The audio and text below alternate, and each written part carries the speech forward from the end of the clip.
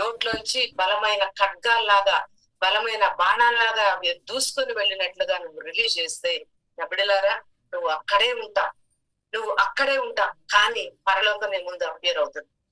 నువ్వు అక్కడే ఉంటావు, కానీ దేవుని యొక్క హెవెన్లీ ఆర్మీ నీ కోసం పని చేయడానికి సిద్ధంగా ఉంటారు.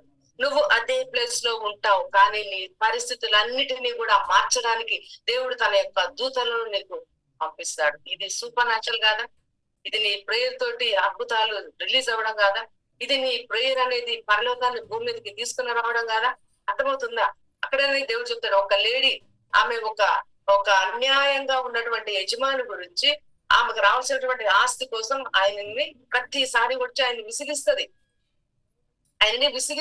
యాక్చువల్ గా ఆ మనిషి ఒక న్యాయవంతుడు కాదు, ఒక దేవునికి భయపడేవాడు కాదు, ఒక మనుషులను లక్ష్య పెట్టేవాడు కాదు. అన్యాయంతో ఆయన తన కింగ్డమ్ ని రూల్ చేస్తుండదు. అట్లాంటి వ్యక్తి దగ్గరకు వెళ్ళి ఒక లేడీ ప్రతిసారి విసిగిస్తుంటే, ప్రతిసారి వచ్చి నన్ను ఊరికి విసిగిస్తున్నావు, అందుకనే నీకు ఒక్కదానికి నేను న్యాయం తీరుస్తాను మాట్లాడారు.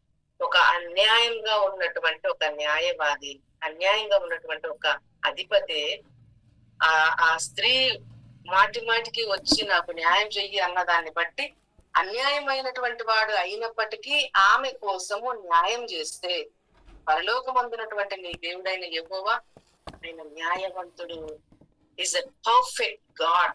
నువ్వు ఒక్కసారి రిలీజ్ చేస్తే, నా బిడ్డలారా, ఇవన్నీ నీ లోపల నుంచి బలమైనటువంటి ఆ అగ్ని బాణాల్లాగా బయటకు రిలీజ్ అవుతాయి.